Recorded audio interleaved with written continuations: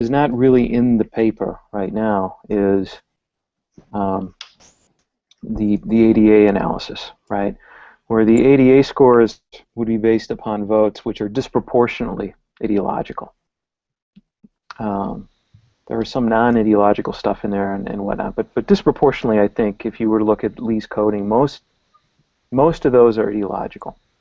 So, you know, short of kind of, and I'm not sure how to do this, right? Short of waving my hands and being able to code each roll call vote in the post-war era in both chambers as to whether they're ideological or not ideological. I mean, it took Francis years to do the 20 years of the Senate that she did.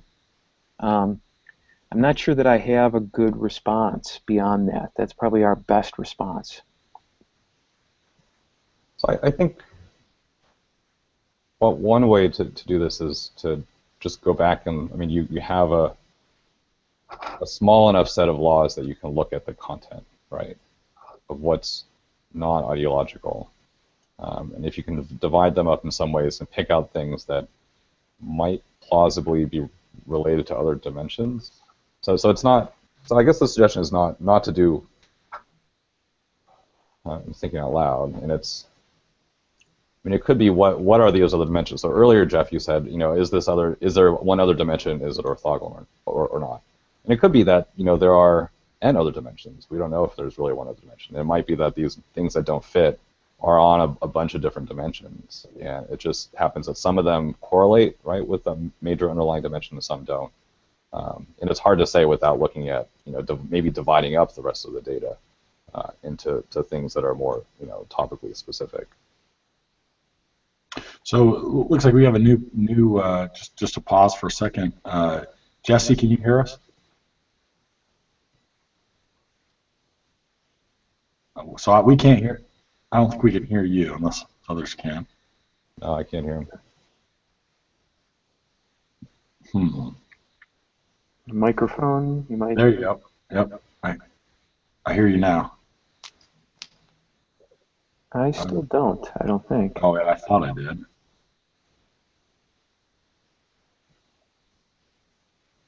Thomas, you have any thoughts on this stuff? Is Jesse? I tend to agree with the idea that maybe there's even infinite numbers of dimensions for one for each policy, but that many of them are so strongly correlated that we can sort of think of them as existing on one dimension, whether we want to think about that as the government's role in the economy or something like that, but they're so highly correlated that even if there are an infinite number of them, many of them sort of collapse into this one that we talk about. And what we're separating out really is this group of dimensions that are so highly correlated and we treat them as one versus those that don't, which could be orthogonal. There could be many different dimensions there, but the important feature is that they don't correlate so heavily that they can be treated as identical to all the other policy dimensions. So I guess maybe one implication for the paper is, I think to me this means that I would suggest not pushing so much an interpretation of the non-ideological legislation. Right? You can definitely say a lot about the ideological legislation, but you know, because there are lots of interpretations of the other, you know, the remainder of the bills, then I'm not sure I would push that, you know, non-ideological has a specific interpretation without saying more about, you know, delving into the details of that data. What about the substitution idea of that? Because it doesn't really rely too much on interpreting strongly anything about the non-ideological bills other than that they are what seem to come in as a replacement. I think it's an interesting idea to pursue. I mean, it definitely sounds very plausible. It's you know, it's the next, sounds like the next project here or the next paper. So, I mean, is there any chance that what you identify as non-ideological bills are really just extreme status quos on the ideological dimension? So in other words, think about a status quo that's, you know, so far out to the left or right that if we bring it up, the cut point is such that it looks like a unanimous vote, right? So that status quo might theoretically be ideological, but on that same dimension, but it looks like something else because we have no ideological conflict. So I mean that's distinct from a situation in which all those non-ideological bills were still conflictual. They just didn't map onto one dimension. Do you have any sense of can we rule out the possibility? Are these just really primarily unanimous or near unanimous bills, or are these bills that have conflict on a different dimension? The average final passage rate where they exist on both sets of bills are virtually identical. They're not at least they're not statistically distinguishable. I think they're off by about 1% on average, but both groups look the same in terms of their final passage rates when we have those. So the cut point should be very similar. Yeah.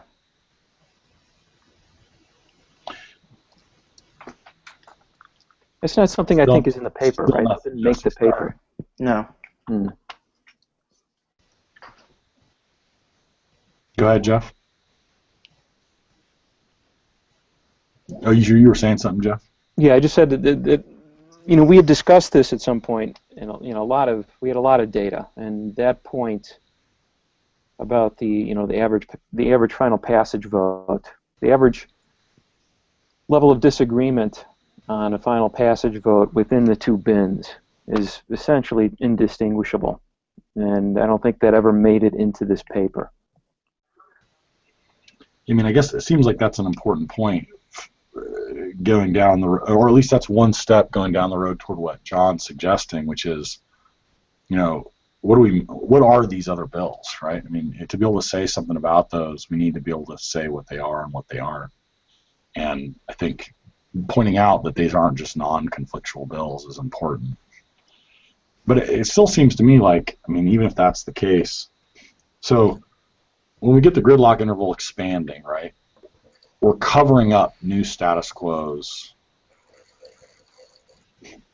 on the ideological dimension, right? So nothing new is available, right, on that dimension. So the residual category is we fill our plenary time with something else, right? So it seems to me like the relationship between a shrinking gridlock interval and an increase in the ideological dimension, it seems to me like the result you're finding with these non-ideological bills is in some ways potentially just a simple residual category, right? It's what happens when it's a result of filling plenary time with whatever your second priority is when you don't have brand new ideological status quos to address. You see what I'm saying? I mean, I don't know if that, I mean, that's at least a plausible, that's at least, if you, so then I think you have something to say about what you think the sort of second, how do we figure out what that second priority looks like, or what the residual category is determined by? I mean, that seems like a better way to think about it than just some sort of odd result where it's actually the expansion of the gridlock interval that causes you to do that, right? It's just the absence of a shrinking of the interval that causes it. Yeah, I want to say that maybe that point can be addressed by the last appendix, right? And this was Adler's point. He wanted to know about the size of the ungridlocked space, Congress to Congress. So that was an extra variable that we threw in, and that's in Appendix 4. Okay. So as the size of the ungridlocked space shrinks, the number of non-ideological laws increases. Right? We don't do anything with that really in the paper.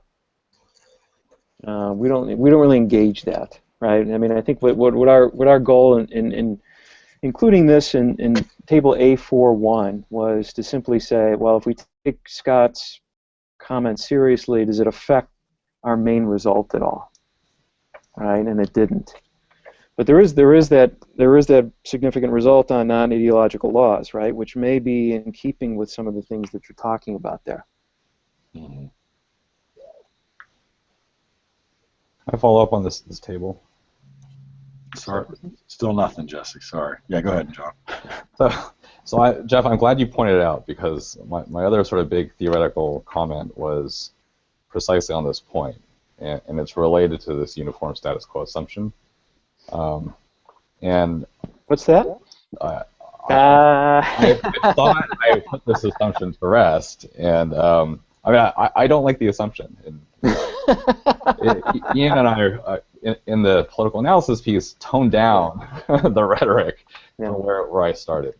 And I think this point about putting the newly ungridlocked space in there, it gets back to the point of how do we interpret the model, right? How do we interpret the evidence in light of the assumptions that you have to make? And like I say, I don't like the uniform status quo assumption because to me it's kind of a large sample assumption, or at least it probably works better when you have a large sample. Here you have if you have productivity varying between 10 and 20 laws a year, it's pretty small. But I'm glad you put it in there. But it's also interesting to see that the prediction doesn't quite work, right? So what would we expect? We would expect, as the amount of the newly ungridlocked space increases, that ideological legislation, the passage should increase, and that's not what you find, right? I mean, it's the opposite sign. If I'm interpreting the direction of the coefficients right, then it's oppositely signed for non-ideological laws too. Mm-hmm. So it should be a positive and significant coefficient on ideological. Right. And it washes out there. And it washes out, right. And Thomas can speak to the status quo assumption. Well, one of the things that we're thinking about doing in the future is looking at what happens when we vary that for the subsequent papers that we're writing. What happens when we let that when we soften that assumption and look at different possible distributions.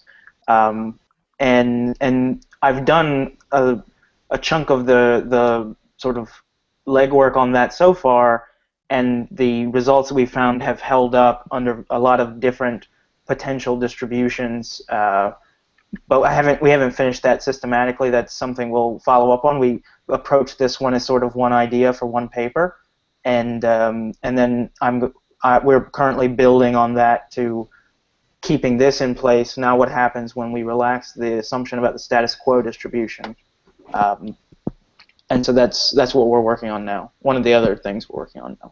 So that's standard normal, right? Truncated normal, and then centering at different places. Right? Yeah, and changing the variance as well. So you're saying if you assume that the distribution of status quo points is normal instead of uniform and centered on past median, right, averaged of certain numbers of past Congress medians, etc., changing the variance, and then just sort of looking. And so far, from what I've done, these results hold up across pretty much all of these possible distributions. Okay. Would that be a convincing way of approaching the problem in conjunction with? Yeah, I think that would be better. I mean, that's a lot of what the sort of techniques that I've thought about is, make some assumption about the status quo, make sure that it is in some way, a function of that previous Congress, right? Mm-hmm. Because you're tying in kind of your assumptions about where current legislation is to the past history, and right. I think that's I'll keep saying it. I guess that's an important. I think it's really important to not just make that assumption, but to make those assumptions in a way that's more consistent with the way that we think about applying the theory.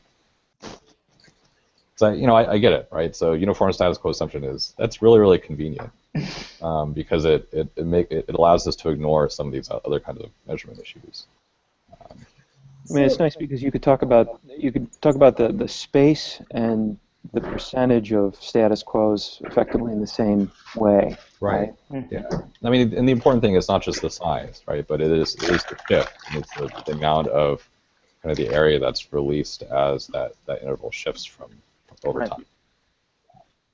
I want to go back and connect this conversation to something that Nate said about what's driving the relationship between ideological laws and the gridlock interval, because it seems to me when you include, as you do in table A41, this newly ungridlocked space, right?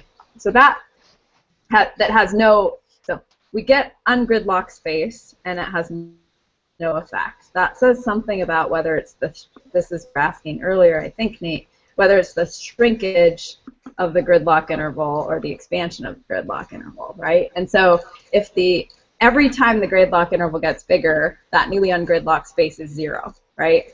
No. For all those cases. No. It's only positive. Is that right? When it because shrinks? it can move this way, sideways, It could move, and in fact, quite a few move, times right. it expands, but there's still newly released space. Because if it moves by a large amount on one side, it can still move towards the center on the other side. On the other side, that's right. Yeah. So how do we interpret? I mean, I guess how do we think about what it means then? And this is also, I think, what Jonathan's asking. What does it mean when that's 0, right?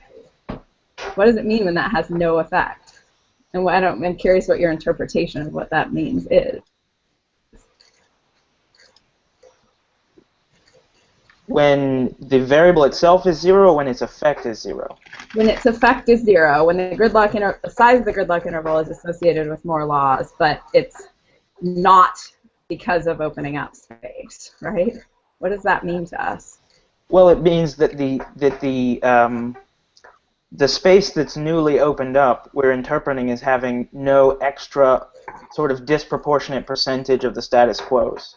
If we thought that it was not uniformly distributed, then that extra space should have had more, because that was the space in which status quos were getting captured. And so if you imagine the game iteratively, over time it should become much more packed with status quos, so that opening up should be associated with more, even holding account the just raw amount of space that's currently locked up.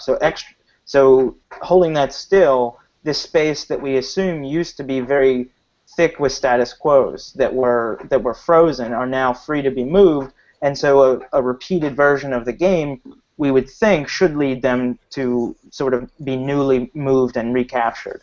But that doesn't happen here, and I think there's a lot of potential reasons why that might be. But that's what we find here, is that extra space doesn't. Partly, I think these arguments about what happens when you repeat it holds the positions too static, when in fact I think there's a lot of sort of imperfection in implementation. There's drift, and so all of these things. Adler's word at APSA was that just all of these are sort of constantly oozing outward, and so that our idea that this particular space has all of these very frozen status quos probably isn't entirely true either, even when we imagine it in an iterated game. So here, not to push this point. Well, I'll push this point some more. So a skeptical way of interpreting this would be, the theoretically correct test, if we want to sort of think about the correctly identified test, is really that the newly ungridlocked space, that should really be positive, and it doesn't really matter what the coefficient of the gridlock interval is. So one way to interpret this is, at the end of the day, you're no better off than where you started in terms of support for the pivotal politics theory. Right? That's under the sort of, I guess, assumption or implication that the right test is really the test of the newly gridlock interval space, as opposed to the size of the interval. Joining the Hangout through so that would be, that might be the biggest. Are you able to hear me now? Oh. I'm coming through. Oh, good. We hear Jesse. Hi, hey, Jesse's here. All right. I'm glad to be here. Sorry about the long delay. I had technical difficulties. I switched over which computer was on the Hangout, so now I can watch you on the laptop on one side, and then I've got the desktop playing my audio otherwise. But it's working. Correct. All right. Well, we'll let John finish his point, and then Jesse, if you want to jump in with some comments to catch up, you can go for it. Yeah, so I guess, the really, really hard reviewer's response would be, well, just to reiterate that the right test is really the newly ungridlocked space. That's the correct test of pivotal politics theory. And, you don't find any evidence of that, and so where are we left? We're left with, empirical result that seems to support the theory, but then there's a disconnect between the theory and how to think about the data and the correct test. The test that I would say is more correct is the one that you don't have evidence for. So are we any better off, or are we sort of in the position where we kind of have the result that we like, but maybe not for the right reasons? Okay, Yeah, Jesse. it's been a while since we did this, right? And this was right after APSA that we did this analysis, right? And you can imagine that. Well,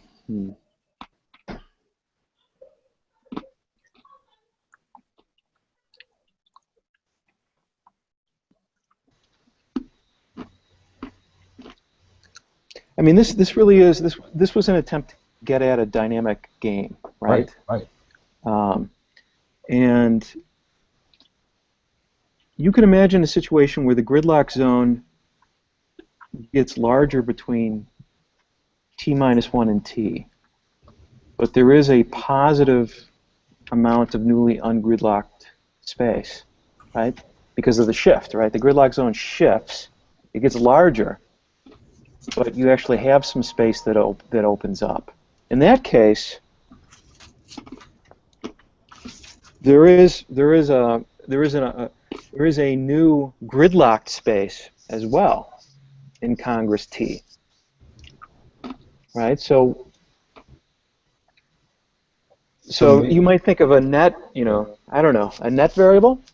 Yeah, or maybe breaking up kind of not just the overall size, so what's the amount that has increased, or what's the amount that's been freed up, right? So you've added the part where you freed up the gridlock interval, but maybe the other part of it is to break down, to disaggregate the rest of the gridlock interval to a part that's sort of newly encompassed, maybe, just to have the symmetry on both sides.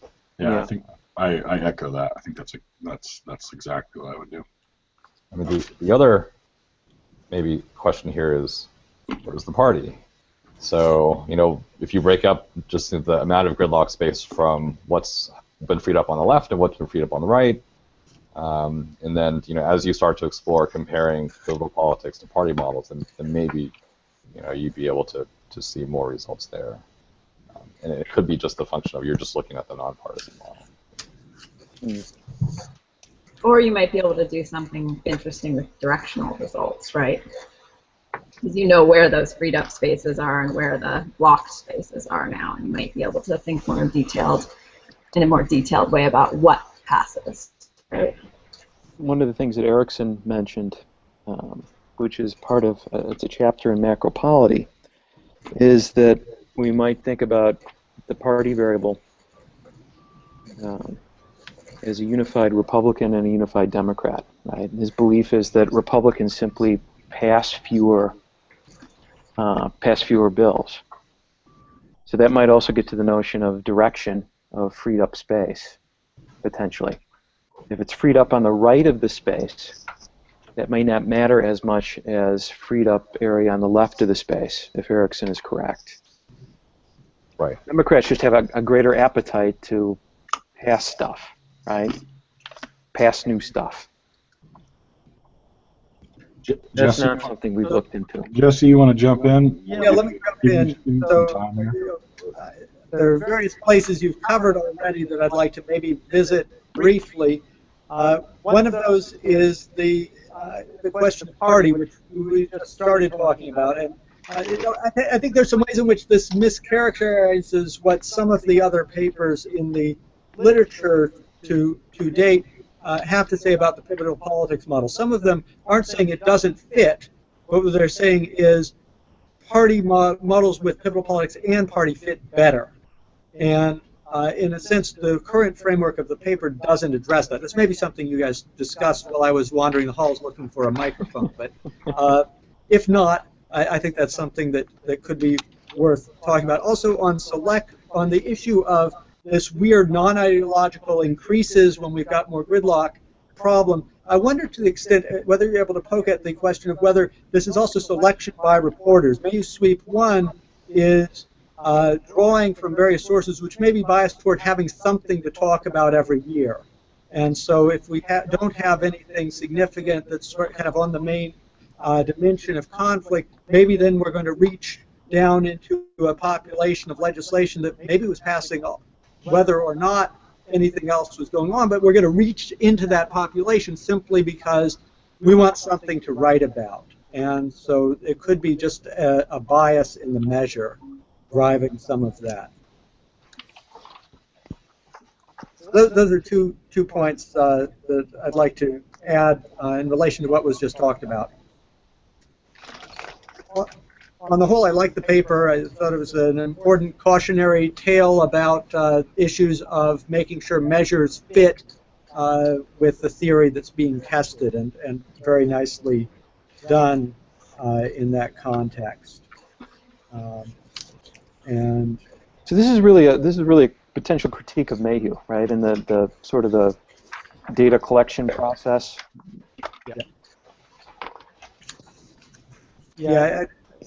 Is Mayhew right? Or do we have some kind of bias that you're picking up by filtering the way you are? And Sweep 2 might provide some way to get at that, because Sweep 2 shouldn't be subject to this bias as much, right?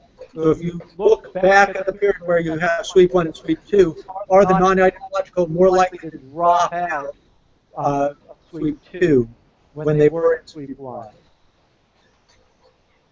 It also strikes me that if these are really such different kinds of bills, and if it's actually so predictable based on how far apart these veto players are, that there might be other observable implications, and I'm particularly thinking about implications for the behavior of members of Congress. So they're smart. They're sitting in this institution. They know what the alignment of actors looks like at the beginning of one of these sessions, and if you guys are right, they ought to look around and say, "Ooh, big gridlock interval. I'm gonna go, introduce my, I don't know, post office naming bills or whatever the other stuff is, and really and kind of run around and do that more, right?" And so I'm wondering if there are just some other behavioral things we might observe. Whether you do it in a sort of large N way, or if you just kind of find some qualitative examples of them thinking about the agenda differently in the different circumstances, I think it would make it would help address Jesse's concern, right? Are these really, really something different, or are they not really something different, right? And I'm not sure we quite know yet, but there might be ways to get convincing on that. Get convincing on that.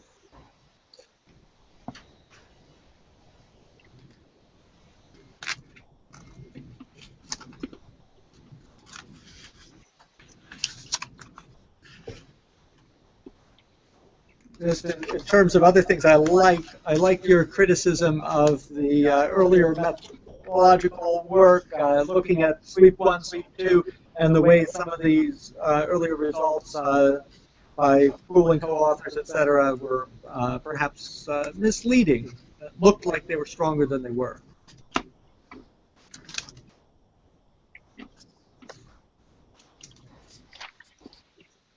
What do you think about the polarization stuff? We included it as kind of a proof of concept section, right? That if we measure ideology one way, it should work in a different way as well. The causal inference types at Columbia liked this. Crable hated this section. Crable thought that there is no theory behind polarization. So he thought this could easily be eliminated. It didn't add much.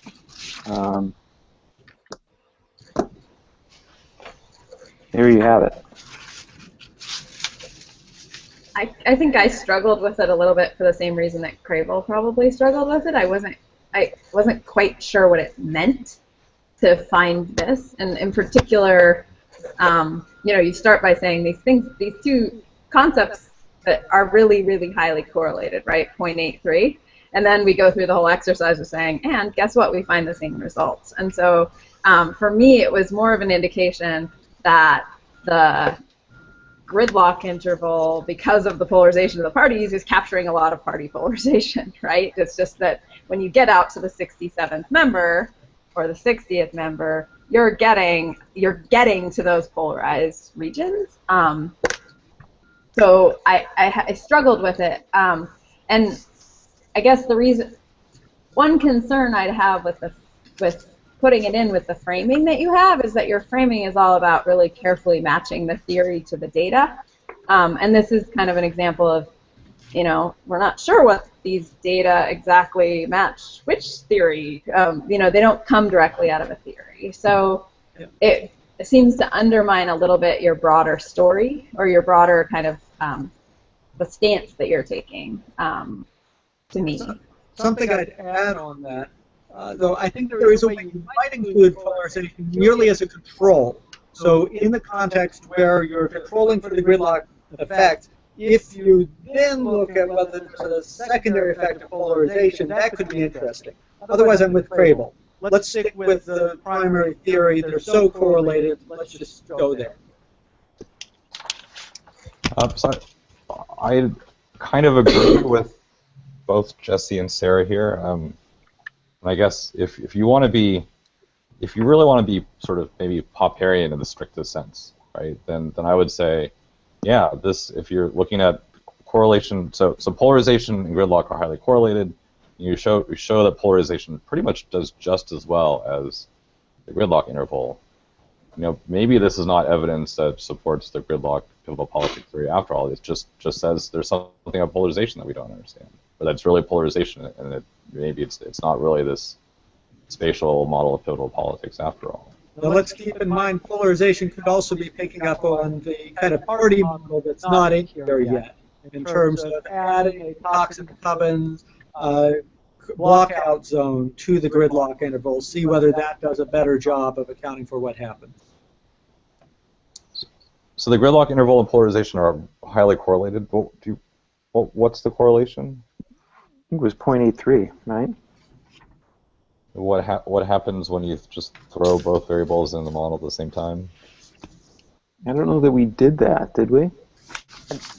I did it a long time ago. I don't remember what my recollection is that the pivotal politics coefficient stuck, and then the other one, and then the polarization one washed out. But I haven't looked at that in 5 months, so I'm just doing that from memory. Because I think the naive empirical kind of approach would be, you looked at them separately, but yeah, let's throw them in both at the same time and see if you can figure out how much each one has, how much of an independent effect each variable has. Granted, you've got multicollinearity here that's likely to be quite a problem.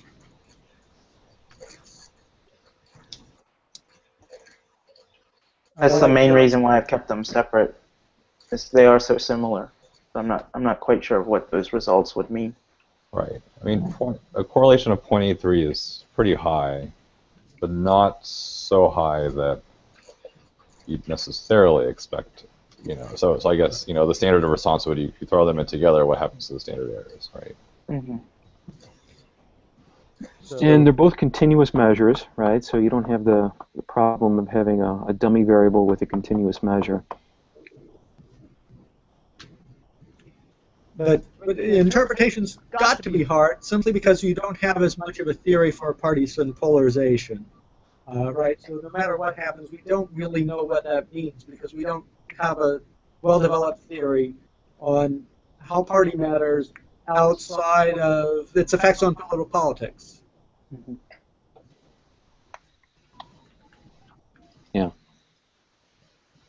I think in which case you would maybe be better off, if you were really going to do that, you might be better off going with inserting party into pivotal politics, right? Like taking the Chow and Rothenberg version or some version of putting party into it rather than taking it as a separate kind of somewhat ill-defined concept, right? Yeah, and I think that's the Southern paper that we're going to be writing in the next month. We've started working on those tests already. Yeah. All right, so I guess I don't mind engaging in a little bit of self-promotion. You can also try the Woon and Cook method and your variable. I mean, that's The what?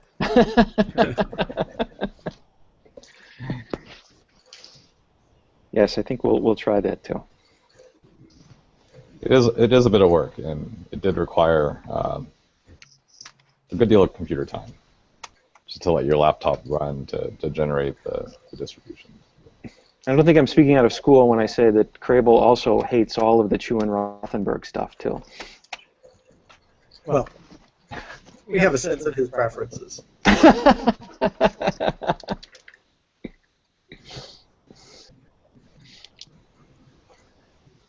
On this point of whether things belong in or out, I also didn't love the proportion section because it seemed to me to just sort of mathematically fall out of the other section. And so I thought there were other things you could have done with that space, some of which we've talked about, that would have been more convincing to me. What in particular, you think? What would I do? Yeah. Well, I think trying to think about other observable implications of what if these members know that this is going on, what they're really doing, would have been more informative about the choices that they're making in maybe doing this going for non-ideological, whatever that ends up meaning. So more evidence of a trade-off, or more evidence of a real trade-off? Yeah, so that I think you end up being able to say you might end up being able to say something a little bit more interesting in that sense about, what they're doing, right? When they realize they can't pass this stuff that we think of as the stuff of politics, all of this ideological legislation, then what are they doing? And rather than doing a proportion analysis that almost has to hold, right? Given what you found in the past analysis, the first analyses, then I think drilling down instead would have been more convincing to me. And maybe it would point you in interesting directions for future work on this too, right? Yeah, or even fleshing out substitution theory a little bit more. Like maybe not fully working it out, but doing a little more to flesh it out a little bit and to sort of provide a little more preliminary evidence on the substitution theory.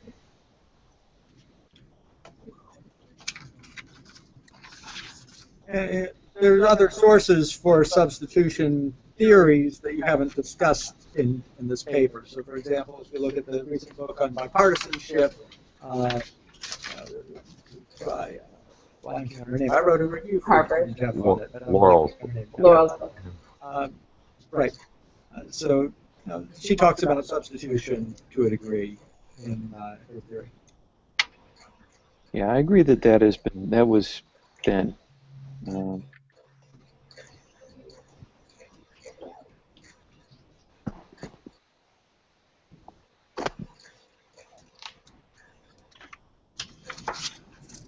All right.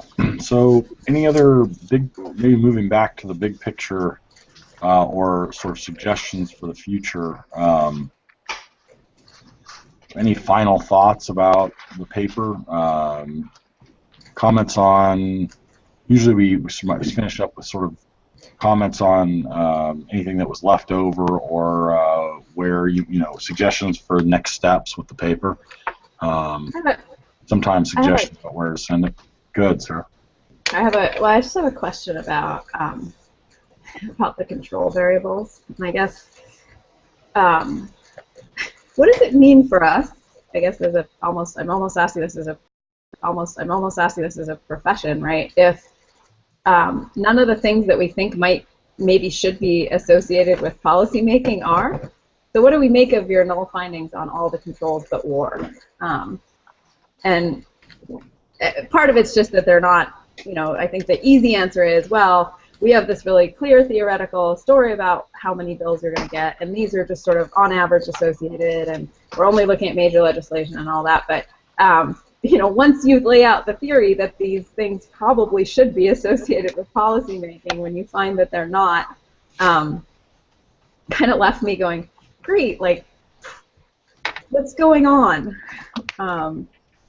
And I think at the very least you ought to return to them a little bit and say what is going on, right? And the answer could just be what is going on in Congress and absorbing all that stuff, right? It's that members of Congress are very good at looking at the policy mode or the policy mood, and they take that into account when they take their stances, and then we observe their stances, and so of course it doesn't matter. But once you've made the case that these a priori make some sense that they should be associated with productivity, then I think you need to circle back when they're not, right?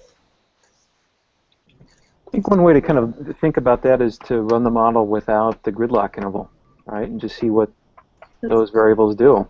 Yeah. Yeah, that's a good idea. Another aspect might be that perhaps these variables need to be reconfigured. Maybe policy mood isn't the issue. Maybe it's change in policy mood that should drive productivity. If we think about when are we going to get productivity, if we've had the same policy mood for a long time, then whatever that policy mood is, it may not generate productivity. But then we have a new shift, dramatic shift, that should matter. So we didn't quite get the change, but we substituted a lagged version of mood for the mood variable in a different model, and the same kind of null result.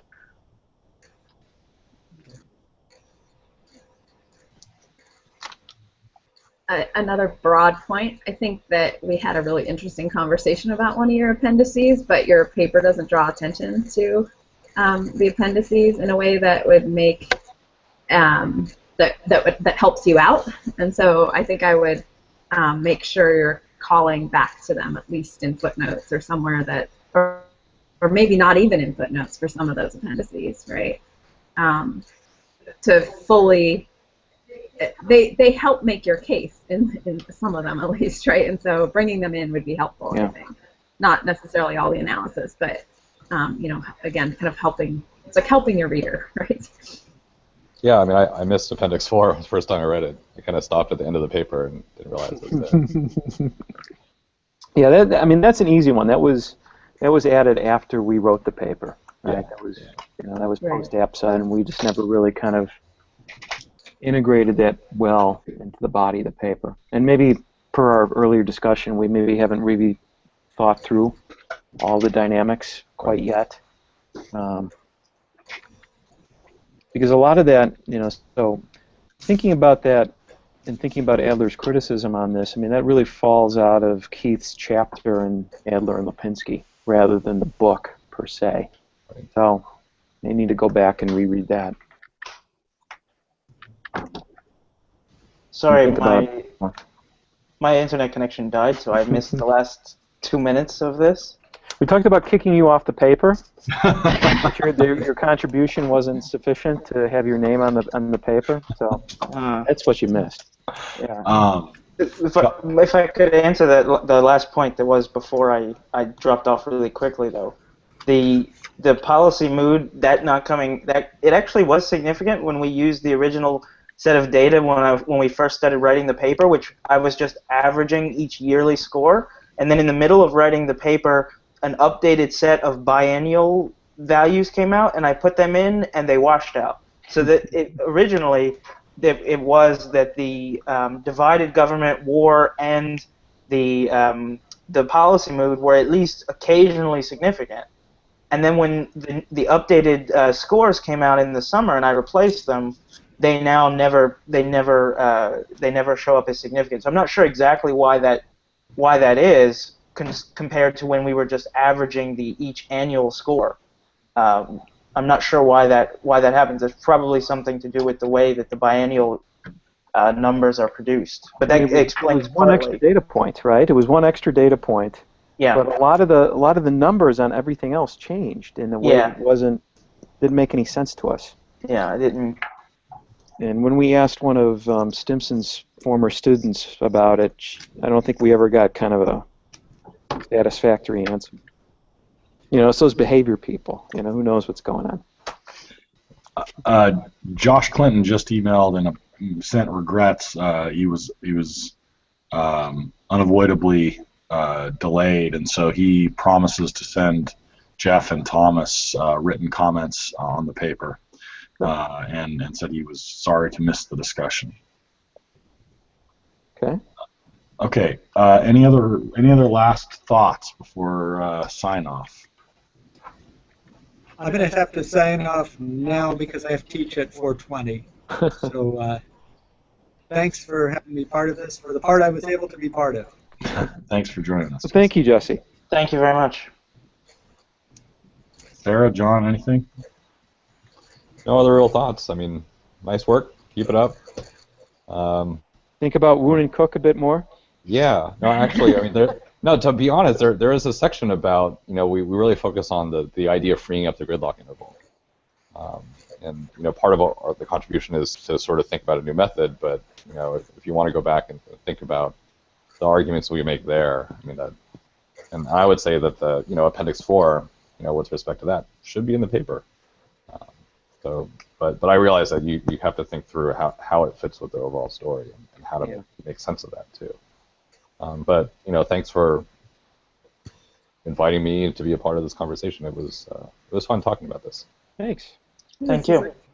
Fun conversation and fun format. Thank you, Sarah.